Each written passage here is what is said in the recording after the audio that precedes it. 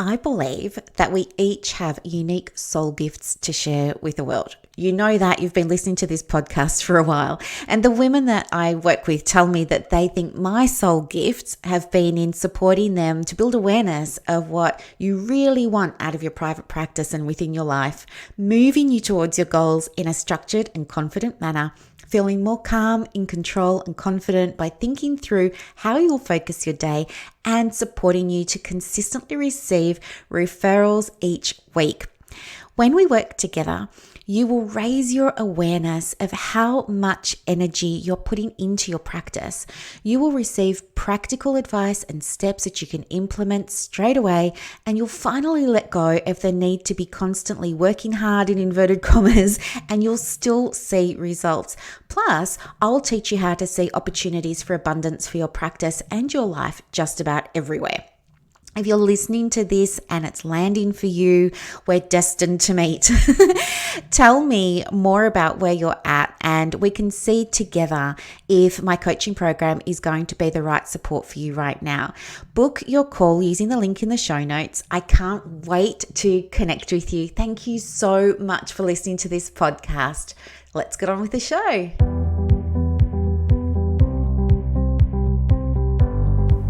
Welcome to the Private Practice with Soul podcast. My name is Dr. Brooklyn Storm, and I help private practice owners align their business back with their soul's calling, with their big vision and with their soul's purpose. Unlike other private practice coaches, I've traveled the world in search of spiritual resources, spiritual tools, education and information so that you can have the transformation that your soul desires and needs so that you can up-level your business. How much fun is this? I love it so much. Guys, if you're not already a member of the Private Practice Monthly Mentorship Group, please check out the show notes. I would love for you to be there. In the meantime, thank you so much for pushing play today. Let's begin. Hello and welcome to another episode of the Private Practice with Soul podcast. I'm your host, Dr. Brooklyn Storm. Thank you so much for pushing play on another episode. And of course, a great big welcome to all the new listeners and subscribers. I'm so pleased that you're here. Today is Wednesday. It's about 3:15 in the afternoon. And I'm really happy because I put a post up in counseling group that I'm in, asking them, what they really needed some help with, because I would love to be able to continue to provide podcasts that are, we use the word value, but I think for me, that means they're actually useful and you're going to get something out of it. It's not going to be a wasted half an hour for you. So I asked people what they were really needing more support with at the moment. And conversations have already begun and people have already started sharing their ideas. So I think I've got topics now for the next 5 or 6 episodes, which is fantastic. The one that seems to have the most traction at the moment came from a lady in the group, and I won't say her name, obviously. Want to protect her privacy. Plus, I haven't asked her for permission to say it. But she's saying, should I focus on social media, SEO on my website, blogs, podcasts, Facebook ads, Google ads, listing sites like Psychology Today? I'm just feeling really overwhelmed with being told to do something different by everyone I talk to. I've come to a grinding halt and I'm not doing anything. So her question is really around how and where to attract clients. And you know what? This is a really common experience, and it's something that happens not only for new counsellors and psychologists and social workers, but even ones of us who've been in the trade for a long time still have trouble with marketing. And I think one of the reasons for that is because nobody's ever really taught us how to do it. But don't worry, fear not. Referrals is my jam, guys. We're going to get that diary booked. And I can absolutely help you with this in a way that's not going to suck your energy. It's not going to be draining. In fact, it will feel really light and easy, and you'll wonder why nobody ever taught you before. Honestly, you're going to get so much out of this episode. So where to start? Well, let's look at what's probably going on. I work with women in private practice, okay? And one of the things for many of them is how to use social media, for example, or their podcasts or email and websites and things like that to attract clients. And they are doing all of the things and they're not getting the traction. And there are a few reasons why. Okay. Now, this might be hard to hear, and I don't mean to offend anybody. But I mean, I'm totally in my masculine energy today because you're telling me you need some structure and guidance. So that's what I'm going to give you. First off, just because you're posting on social media every day doesn't mean you're doing it well. There are many people that post on social media every single day and they don't get much work from it, if any. And there's a reason for that. When I say that they're not doing it well, what I mean is there's no strategy behind it. It's just very random. It's hit and miss. Somebody somewhere has mentioned, or they've heard, or they've been told by someone that you need to be online every single day. And that's just not true. It's not. I'm not posting every single day. And, I don't have a shortage of clients. So let go of that idea. That might be the story that other people have had, and somehow you've made it yours, but it's actually not. Okay, that's the first thing. The second thing is there are people that say that they post every day and they're not getting clients. And when I go and have a look at their Facebook, what I'm seeing is all they're doing is sharing other people's stuff. And what's happening is they're driving clients and bookings to other people's websites, because they're not putting love into what they're doing. They're not supporting their community, and their community is very different to other people. So if you're not going to give it the love and the care and the time that it needs, save yourself and everybody the effort and just don't do it. I think sharing posts is really lazy. And I know that that's not a nice thing for some of you to hear, but I know others of you do need to hear that. I think there's obviously a time and a place where sharing other people's posts is absolutely wonderful, especially when there's, there's really great content, or there's a really great theme, or it's a special day or a special occasion. I'm not speaking about that. I'm speaking about people who do it day in, day out, sharing posts. And you and I've seen that. That's not going to get you a client, because the client doesn't know who you are and what you're doing and what you're standing for. Okay. So if you're sharing posts, please stop because it's not working for you. There are some people that tell me, in addition to being online every day and they're posting on the Facebook and Instagram, the other thing that they'll say to me is, and I have a website and I have a blog. So, okay, go and have a look at the website. The website is vanilla. This is a problem. This is a big problem. Again, I think it just comes down to really not knowing and being misinformed by people in our space about what needs to be on a website. And I made the same mistakes when I was first starting mine too. I was like you. I had no idea what to put on a website. And I was told, go and look at other people's websites and, that'll give you an idea of what to put. And so that's what I did. And what ended up happening was I had a whole other, I had a whole website that didn't sound like me, that wasn't attracting the right clients, that was very cold. My about section read like a resume. How on earth is that going to attract a client? It's not. You shouldn't have an about section. You need to have an origin story. It's 2021 now. It's not the 2000s and noughties anymore. Our consumers have evolved. Society has evolved. And if you have an about me section, it's probably a bit of an issue. And people will click on that because usually they want to see a photo. They're not usually checking to see if you're qualified or anything like that. So I think it's wasted space on your website. I think you could delete that and you could write your origin story in place of it. And if you were insisting on writing your resume, I would do it as a footnote at the bottom of that. I would just say, about Brooklyn. Brooklyn holds a PhD and has been a psychologist for over 21 years and now works as a private practice. And I would just do all of that and then list the qualifications as a footnote, not as the main feature.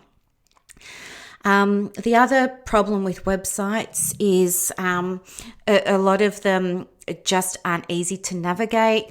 And you have to remember, we need a way of communicating with your client, which is going to be different to my client, which is going to be different to our colleague's client and her client and his client and all of that sort of stuff. And remember, that same client is probably clicking on multiple therapy websites. And if you're all saying the same thing, how on earth is that client going to choose the right person? What ends up happening is they end up choosing by price, and you do not want to be chosen because you're the cheapest counselor. Makes sense, right? You don't want to be chosen because you're the cheapest counselor. You want to be chosen by that client because they say, oh my gosh, she gets me, she understands me, she knows what it's like to be in my shoes, perhaps, or whatever it is you want to say. The other thing with websites being poorly done is a lot of them don't have a message, or the message is very generic. It's around, as therapists playing it really safe. And, there are so many therapy websites that say, so-and-so is a caring, compassionate, down to earth therapist who's going to treat you with privacy and who cares? Like, come on, guys, all about building relationships. Use those skills that you use in a first consultation with a new client and apply them to your website. That means think about when you're face-to-face with a client, how do you build rapport? Now apply that to your website. How can you build rapport with somebody over your website?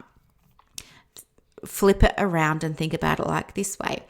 If your website was a real life person and you were sitting in front of that person and they were just talking, telling you everything that was on their website, what would you think?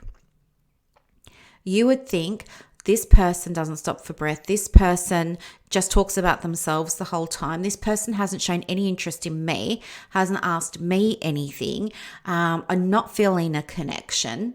Right? Sometimes thinking about your website as a living, breathing thing that you can interact with and imagining that it's just, telling you everything that's on it.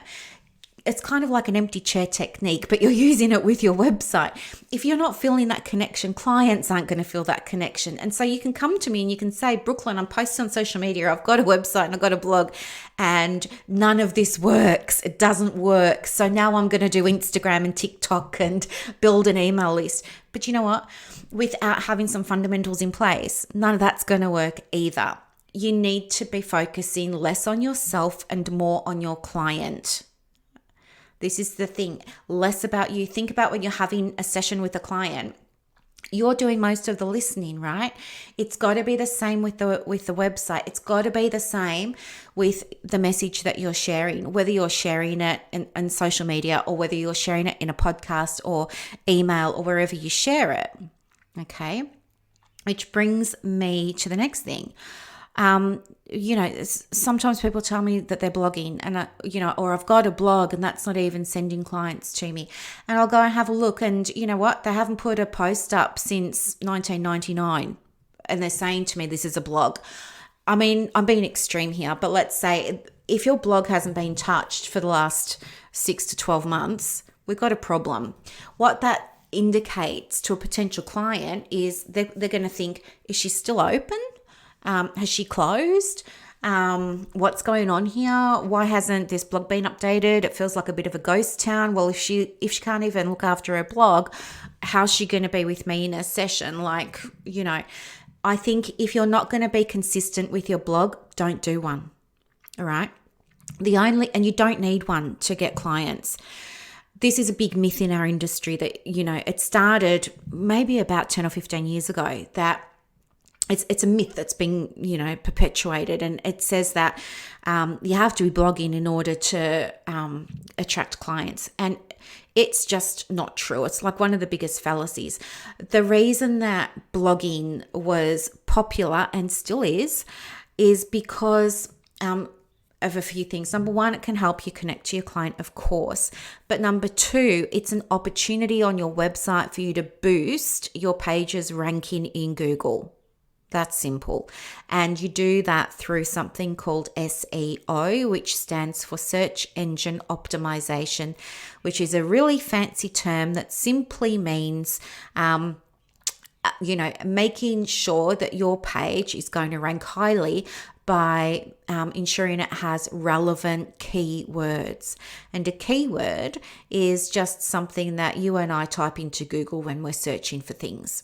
So in our case, a keyword would be, what are your clients typing into Google when they're looking for a counselor? All right. Now, the really common ones are, they'll say counselor in Tamworth, or they'll say male counselor in Tamworth, or female counselor in Tamworth, or they might say counseling for anxiety in Tamworth. And so what we can see here is people will type in what they want, like counseling or Reiki or distance healing or, whatever it is you're doing. They'll type that in. They'll usually type male or female. They will usually type the location. They might even type the word online. And what happens is Google then does a really, really faster than lightning check of every single page that it's got. And it's going to show the person who typed that search all the pages that have those keywords. And if you don't have those keywords, your page is not going to get shown. It might get shown, your website might get shown on page 7 or 8 of the Google results. It's not going to come up on the first page. All right. So having a blog is an extra chance on top of your normal website, which I'll talk to you about in a moment. But having a blog is just an extra bite of the cherry for you to get your page ranking more highly on Google. And if you want to know what the keywords are in your industry or in your topic or, for your practice focus or whatever it is, there's a really cool website that's free to use. It's called Answer the Public. And just head over there and you can type in anything you want about counseling and it's going to show you the keywords that people use. All right. And they're the keywords that you want to put in your blog. I think counselors, psychologists, social workers oftentimes get it backwards and they think, I'm going to write an article today about something I want to write about. That's not how it works with blogging. With blogging with our audience, you need to be talking to them about things that are relevant to them, not to you. You need to be thinking about how you can make their life easier. It's not just about you enjoying the process of writing. There's got to be a strategy behind it. It needs to have a call to action usually. It needs to have backlinks in it. So a backlink is where you include a URL or a hyperlink and you include that to a page on your website. So maybe it's your booking page, for example. That's a common one. And you get bonus points from Google if you put in hyperlinks to other people's websites. Google likes that because it says that, you're recognizing somebody else's work and it wants to reward you for that. It's kind of the opposite of Facebook in a way. So if you're going to blog and you want more information about how to blog to get clients, let me know because I'm happy to do a whole episode on that. But just back to the website, you only need to have a handful of things on the website, but front and center, we need to have, logos are great. Like I'm a big fan of branding. My logo is so simple. You couldn't get any simpler. It's just a crescent moon. That's it. And I've got it everywhere. And now people see the crescent moon and they know it. They know it's, here she goes again. She's going to post something or say something. So logos are great, but don't go over the top with your logo because they don't really resonate much with clients. They're good for brand awareness, but that's not essential for you when you're first starting to get your clients. Brand awareness comes with time. What will help you get clients though is having a really clear message. And that's one of the areas that a lot of counselors could do better with. I think, again, we tend to play it safe. And, you know, you and I both know, and if this is you, I'm sorry, but I'm kind of not sorry because it's going to help you. But if you're somebody who on her website lists every condition in the DSM and says, this is what I can help you with, we've got a problem. Like, you know what I mean? Like those great big lists where people will say, I help with anxiety, depression, confidence, children, adults, the elderly, perinatal, prenatal, mothers, fathers, parents, separated parents, divorced parents, women, men, schizophrenia, paranoia, personality disorder, narcissism. And this list just keeps going and going and going. And like I say, so many people do this on Psychology Today. Have you seen it as well?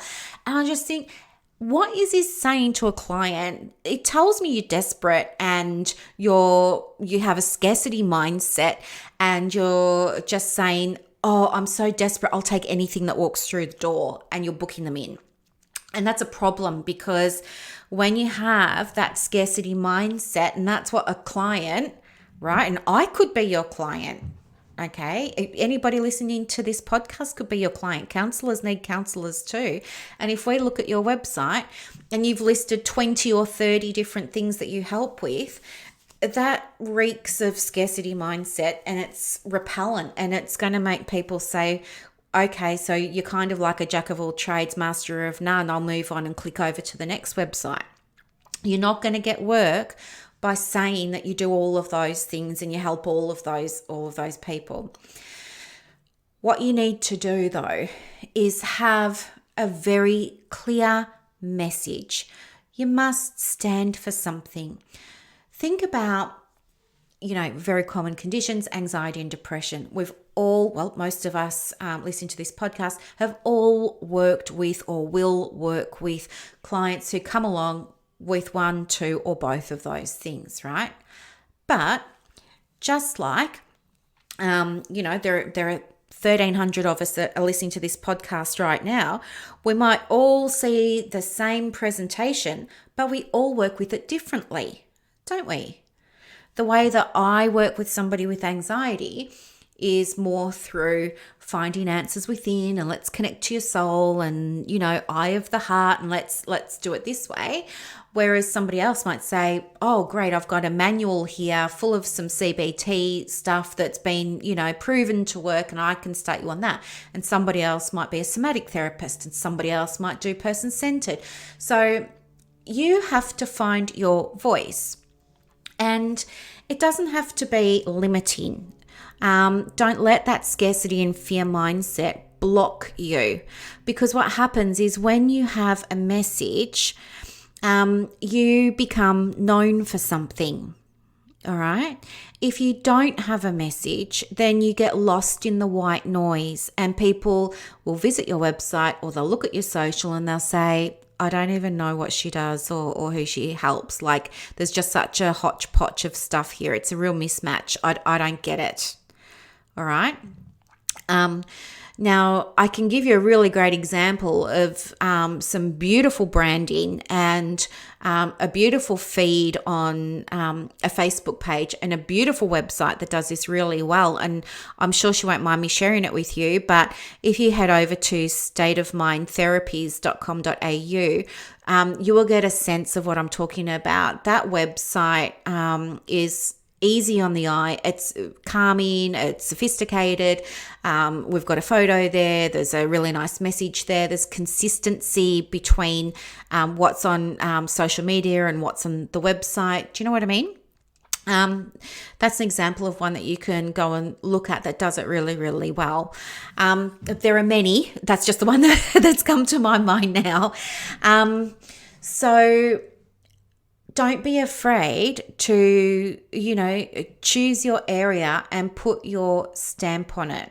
Okay. It doesn't have to be controversial like the stuff that I do. You can do it in baby steps. That's fine. And a simple way, if you're thinking, oh gosh, it's really scary, and oh, what if I get into trouble, or what if I say that this is my message and then nobody books in, I want you to think about it like this. Maybe this is a journal prompt that you can use to help get you on the way. But maybe you say to yourself, if I could only tell my dream client one thing, what would it be? Okay, if I could only tell my dream client one thing, what would it be? What's the one thing I want my client to know?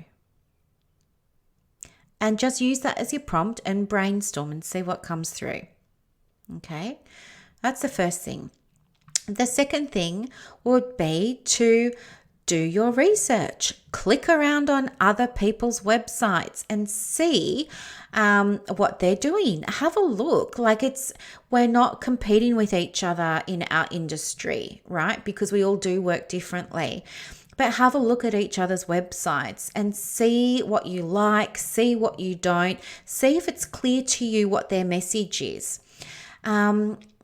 When you do this, I would encourage you to look at maybe 5 websites and keep a piece of paper beside you to take some notes. But I would like you to take notes for each website that says how I felt when I first landed on it. What was the feeling that was evoked for you when you first saw it? Did you feel calm? Did you feel connected? Did you feel inspired? Did you feel confident that they could help you? Did you feel disinterested right from the beginning, like it just didn't grab you? So make a note of how it felt when you saw the website. Maybe make a note of, where you felt it in your body even, like what came through to you, because it's okay to tune into your body. Then have a look and see if it's clear, if they have a clear message and if you could articulate it. And just write yes or no, like have a little column that says clear message, yes or no. And if it's a clear message and you feel like you could articulate that, you put a yes, and if it's not, you put a no. Maybe make a note for yourself about, was it easy to navigate? Did it have all the information you needed? Did it have extra information you found helpful? Was the blog current or was it outdated? Things like that. So have a look at that as well. And then come back to your website and assess your own. Do a mini audit on your website after you've had a look at a few others, and just see how you feel about yours now. Okay. And really, as part of this mini audit, ask yourself, is it clear to somebody what my message is? Is it clear to somebody who I work with and how I work with them and how I help them? And here's the thing, this is such a problem. A lot of therapists will write down all their therapeutic modalities, and it feels good to us to say, oh, well, we do this, that, and the other. But a lot of the time, depending on who you're working with, and of course there are exceptions to the rules, but in my opinion and my experience, a lot of the time clients don't care about the therapeutic modality that you're using. Some will, as I said, but most of the time they don't. Think about what has motivated a client to come and click on your website. I think if a client is clicking on your website and they're serious about getting some support, I think they probably needed support maybe a long time ago. I think maybe they're approaching the pointy end of the stick, like things are getting worse, not better. They've probably been getting, support from friends and family and, partners and stuff like that, which is nice, but it's not actually fixing anything. They're probably at the point where maybe they're thinking people in their lives are sick of hearing about it, so they've started to not talk about it as much, but it's still very present and real for them.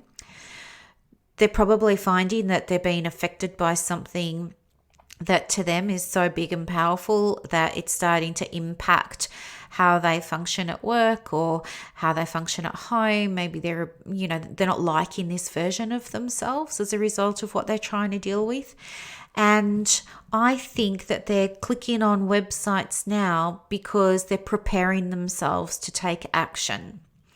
And that action is booking in for an appointment.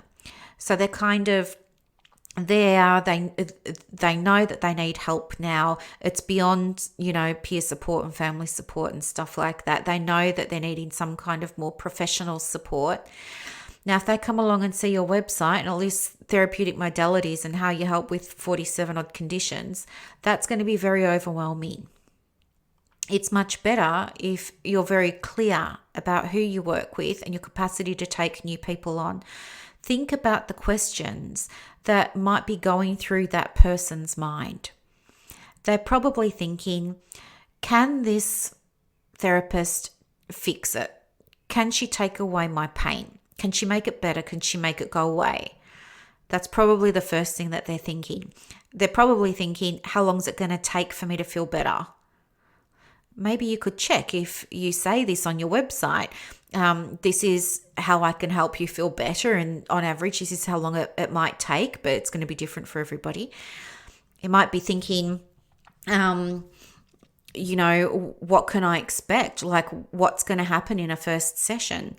Will there be any paperwork for me to fill out? What about privacy? What if my partner rings and finds out that I'm going to therapy? Is my therapist going to tell my partner everything? They might be thinking about stigma and shame.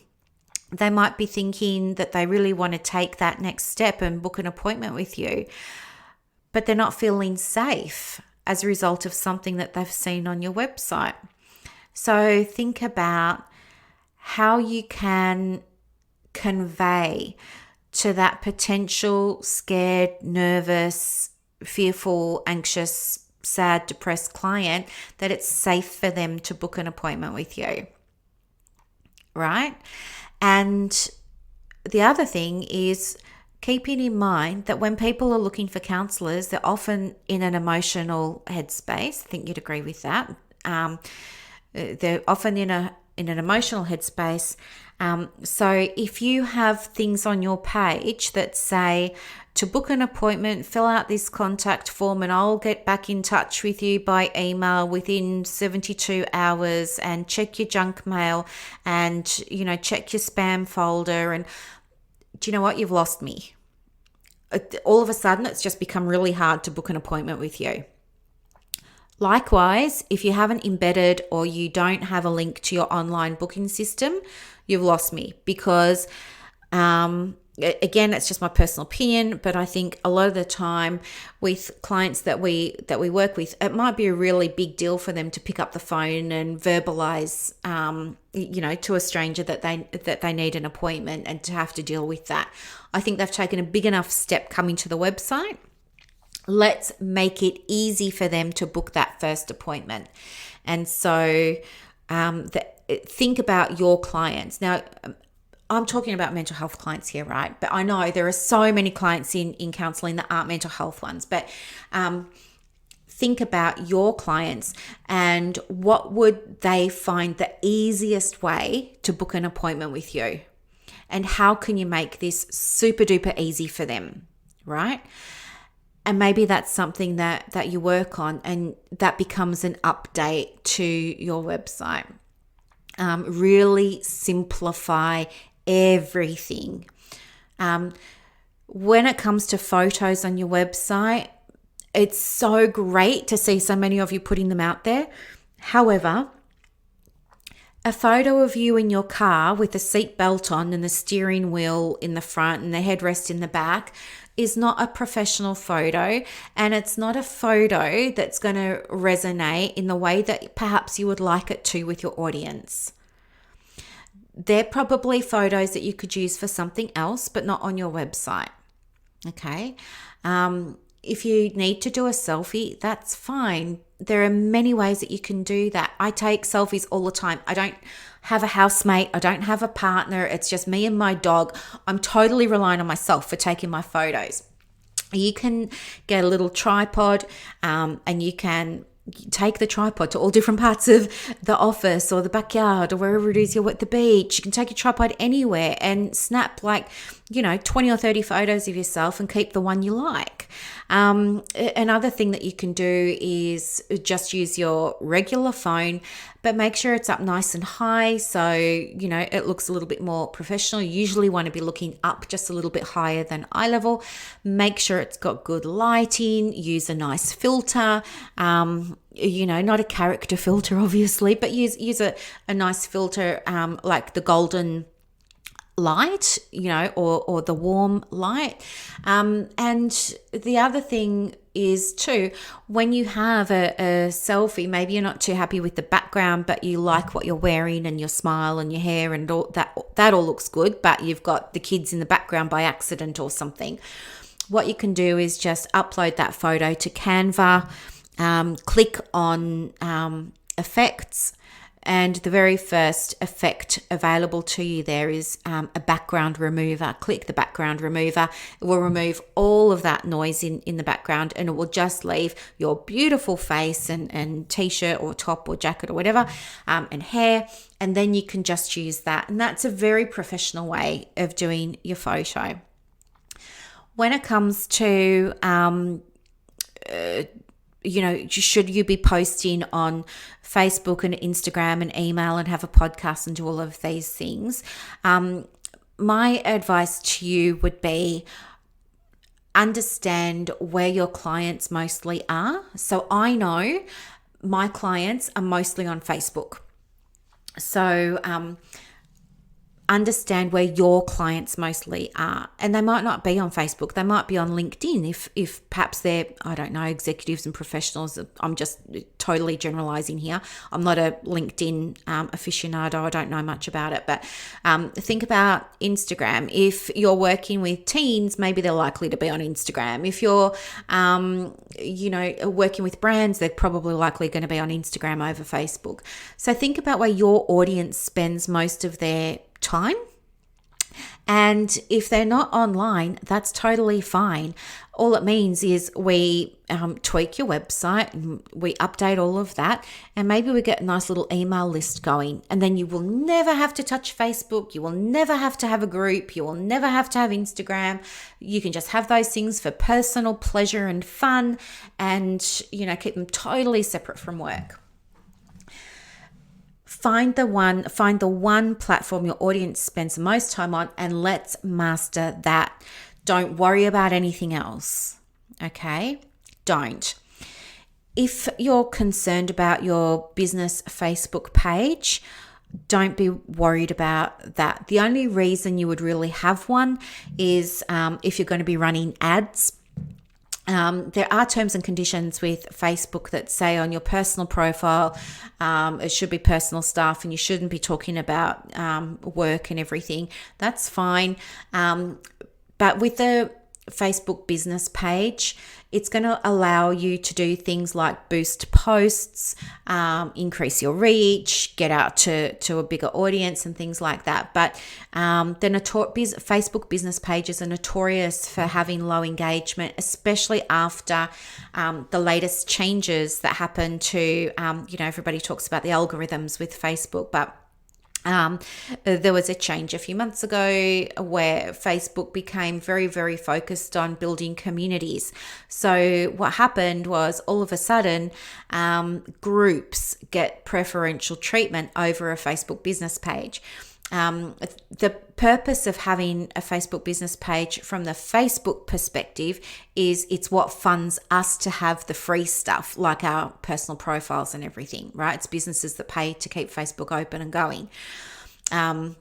It's everybody boosting posts that keep Facebook free for everybody else and stuff like that. So that's why if you're having low engagement, it's because business isn't considered by Facebook to meet the original intention, which was to connect people.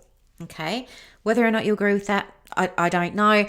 I'm just telling you what I know because I'm part of the Facebook developers circle. So I know what's going on. So anyway, don't get too disheartened if there's low engagement. Just keep in mind that it's there to help you build your audience, and you can do that. Usually the best way is through a Facebook ad. I wouldn't be When you do an ad or you boost, it becomes sponsored, okay? So if you see in your feed that somebody's sharing a post and it says sponsored, it means they've paid to get it in front of you, all right? What was I going to say? I just lost my train of thought. If it was important, it will come back to me. I could talk about this for days and days and days. When you're posting on social media, of course, brand everything because we want to build the brand awareness. So in answer to the question, where do I need to be and what do I need to be doing? I think I've answered it. Choose one platform, but not your favorite platform, the platform where your audience is. And if you don't know, maybe you could do some research and find out where they might be. Okay. That's the first thing. The second thing is have a message. Okay. We need to know who you are and what you're about and and that's okay for you to be different. You're already different. We don't have to hide that. You're already different. You've already bringing your own style and flavor to the process. Something we haven't touched on yet that I'll touch on briefly for you now is having a, very clear purpose for the posting. So again, this is something that happens a lot. People just post for the sake of posting. There's no rhyme or reason. And then there's a flurry of posting, when they want to sell something. Not fantastic, okay? So there are many, many reasons why you might want to get content in front of people.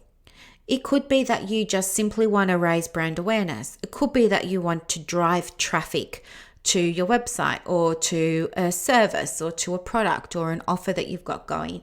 It could be that you want people to watch your videos. It could be that you want people to send you messages. It could be that you want people to download your favorite opt-in. It could be any number of it could be that you want them to book an appointment. So you have to be very, very clear why you are writing content. And you have to hold that in your mind when you make a plan of all the things you want to post. And the simplest way to do that, I'll tell you what I do. I look at my values and then I think to myself, okay, what are my values and how can I share those values in a way that's going to land for my audience? And what's my intention? Why do I want to share my values now? So I might say to myself, well, my intention is to connect with people that are on the same page as me. All right. So I know if I start talking about my values and I do that for a little while and people unsubscribe or they stop following me and things like that, that's okay because I know they're not aligned with my values and that's fine. And I know new people will subscribe and new people will listen or watch or join or whatever it is. Because they do align with my values. They say, yes, exactly. I get it. Where have you been all my life? So really be clear about what your intention is.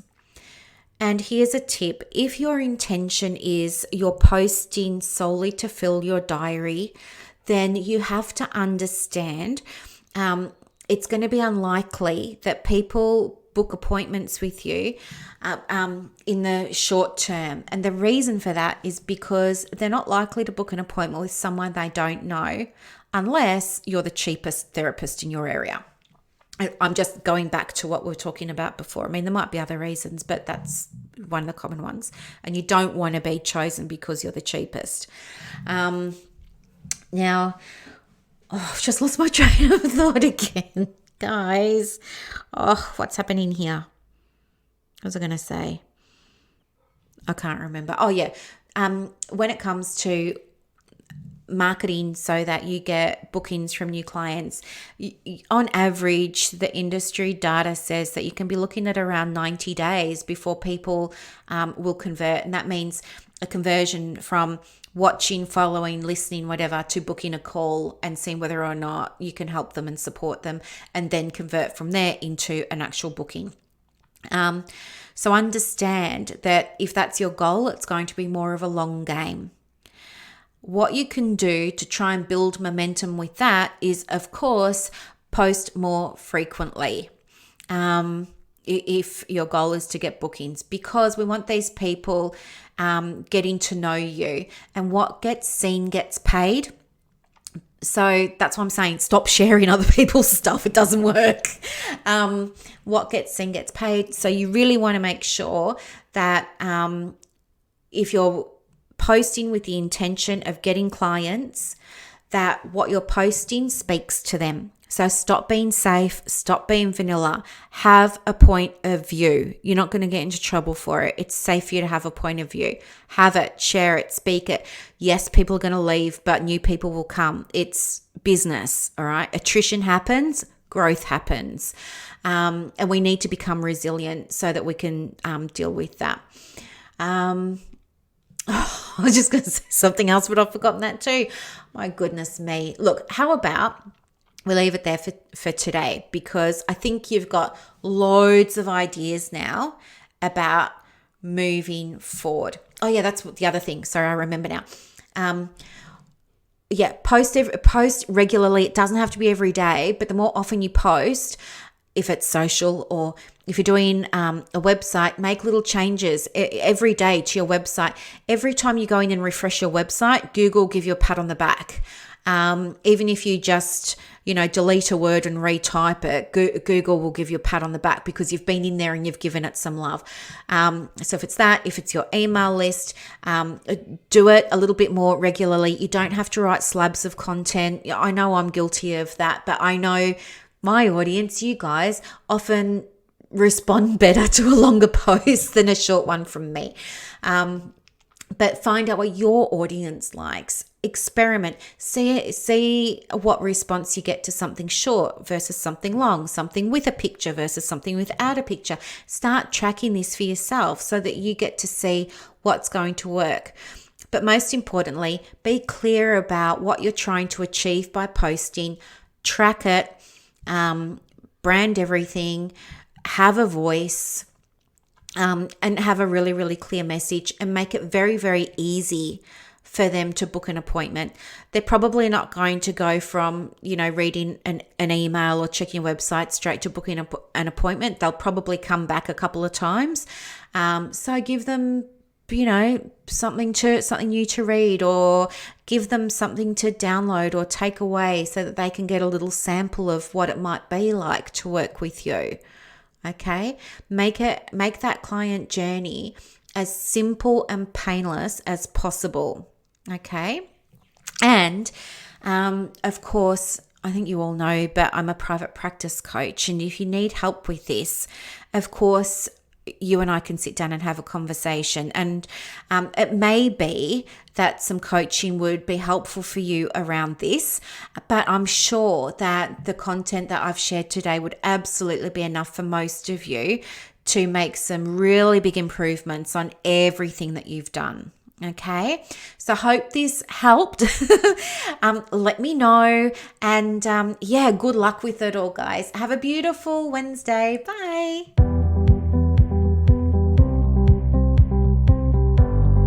Thank you so much for listening to this episode of the Private Practice with Soul podcast today.